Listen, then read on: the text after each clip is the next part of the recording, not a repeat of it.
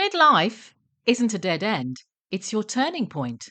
In this episode, we're taking cues from Netflix's The Later Daters to reignite your career with bold moves, a sense of humour, and a whole lot of fabulousness.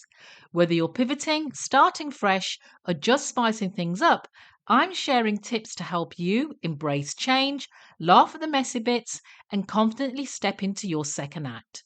Because if they can swipe right on love, you can swipe right on your dream career. You're listening to This Woman Can. I'm your host, Janice Sutherland, where I help mature professional Black women take charge of their careers and lives to create a future on their terms. Hey, welcome back to This Woman Can, the podcast where we celebrate those fabulous Black women over 50 who are taking charge of their lives, careers, and everything in between. I'm your host, Janice Sutherland, career strategist for the mature Black woman. So today's topic, what are we talking about today? Well, we're going to take a page or maybe a whole chapter from Netflix's The Later Daters and use it to reignite your career. So, if you're ready to step out of the comfort zone, shake things up, and maybe even laugh at a few awkward moments along the way, this episode is definitely for you. Now, if you're not familiar with the Later Daters, here's a quick rundown. It's a reality show about people over 50 diving back into the dating world. It's messy, it's hilarious, and it's also inspiring. But it's more than just entertainment. It's a masterclass in how to embrace change, take risks, and live boldly. And guess what? Those lessons work just as well in your career as they do in your love life. So, today I want to explore how we bring a later dater's mindset to our professional lives. So, we're going to start by breaking it down, and I'm going to give you a few practical tips along the way. Now, the first rule of later daters, you've got to show up. You've got to put yourself back out there. No one's finding love or a new job while binge watching Netflix on the couch. So, if you're looking to reinvigorate your career, it's time to get visible. Update your LinkedIn profile with your latest achievements. Start engaging in conversations in your industry and don't underestimate the power of your network. Reach out to former colleagues or mentors or people you know working in your desired field. So, my first tip here for you on putting yourself back out there is to set a goal to connect with 3 new people this week on LinkedIn or at an event or even through a friend. It doesn't have to be formal. A quick hi, I'd love to learn more about what you do, can open surprising doors. Number 2, dare to redefine yourself. One of my favourite things about the later daters is how the cast redefines themselves.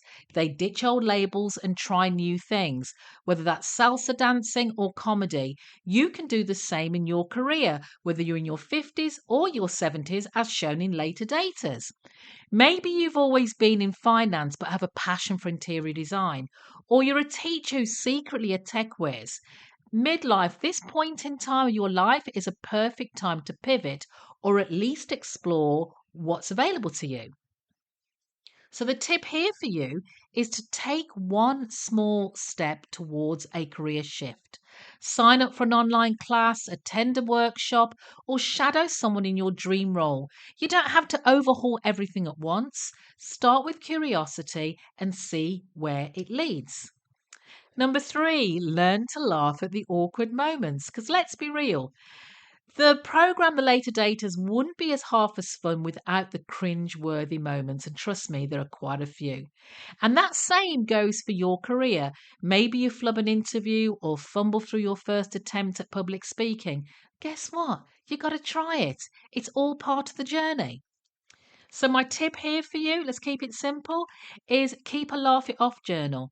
Write down any career bloopers and, more importantly, what you learned from them.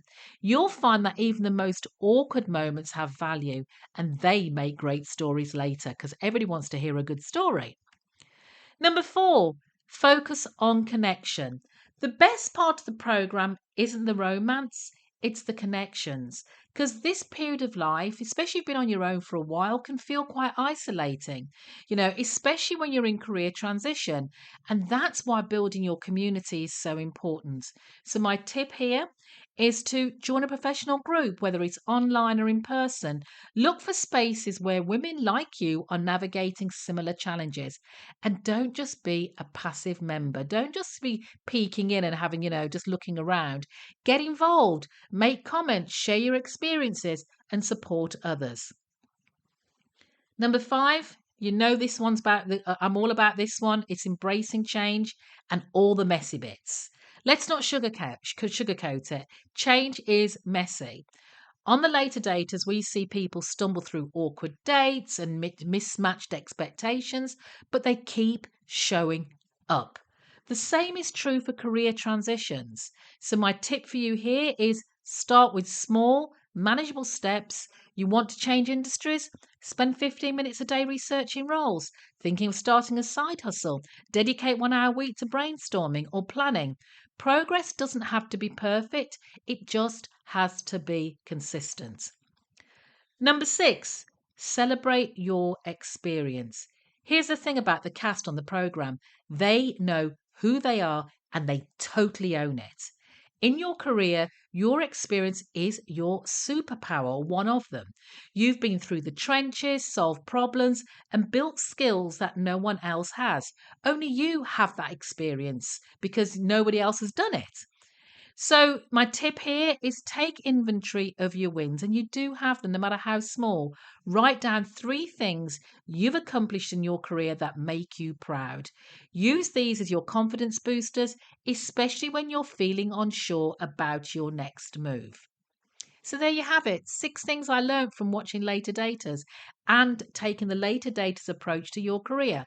Show up, take risks, laugh at the messy bits, and above all, embrace the journey. Remember, midlife, this maturity, this act we're in now isn't a dead end. It's a turning point. Whether you're reigniting a passion, exploring a new path, or simply discovering your why, the best is yet to come. And if you're feeling inspired or maybe even a little nervous, that's a really good thing. Those little butterflies in your tummy, that's a good sign. Change starts with the first spark of curiosity. So that's it. Thanks for joining me today on This Woman Can. And if you loved this episode, please share it with a friend, leave a review, or reach out to let me know your biggest takeaway. And don't forget you've got this, because if I can, you can, this woman can. Until next time, stay fabulous. Take care. Thanks for listening. If you got something from this week's episode, please let me know. Better yet, share it with your friends, colleagues, and anyone you know who can benefit from this message. Don't forget to subscribe or write a review and connect with me at my website, janicesutherland.com, where you can also subscribe to the This Woman Can newsletter or connect with me on LinkedIn. Remember, you have the wisdom, resilience, authenticity, and power to create a life on your terms. And if I can, you can, this woman can. Take care until next time.